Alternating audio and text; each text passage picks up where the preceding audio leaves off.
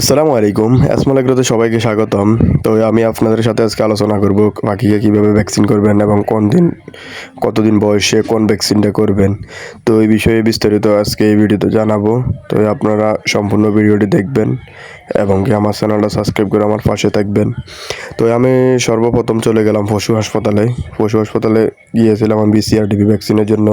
তারপর ওইখানে গিয়ে দেখলাম যে ওনাদের কাছে ভ্যাকসিনগুলো নাই। ওনাদের যে টেন্ডার হইতেছে এখন। তো আমি সরকারিভাবে ভ্যাকসিনটা পাই না। সরকারিভাবে যদি ভ্যাকসিনটা নিতে যান তাহলে আপনাদের 30 টাকা খরচ হবে। আর যদি বেসরকারি ভ্যাকসিনগুলো নেন তাহলে আপনাদের সেই ক্ষেত্রে 100 থেকে 150 টাকার মতো খরচ হইব।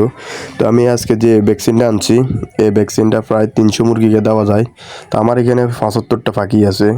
আর যে ছোটো ভ্যাকসিনগুলো ওইগুলো নাই, বেসরকারি ভ্যাকসিনগুলো নাই, একশো ডোজের ভ্যাকসিন নাই। এটা হচ্ছে 300 ডোজের ভ্যাকসিন। তো এটা আমার কাছ থেকে 150 টাকা নিছে। তো আমি এই ভ্যাকসিনটা আনার পর আমাকে বলে দিছিল যে 1 লিটার পানির সাথে গোলাইয়া পানির পাত্রে পাখিগুলোকে দিব। তো আর আপনারা অবশ্যই পাখিকে ভ্যাকসিন দেওয়ার আগে 1 ঘন্টা পানির পাত্র উড়ে রাখবেন। 1 ঘন্টা যদি কোনো পাখির পানির পাত্র ওইগুলো উড়ে রাখেন তাহলে আপনি ভ্যাকসিনটা দেওয়ার সাথে সাথে পাখিগুলো ভ্যাকসিনটা খেয়ে নিবে।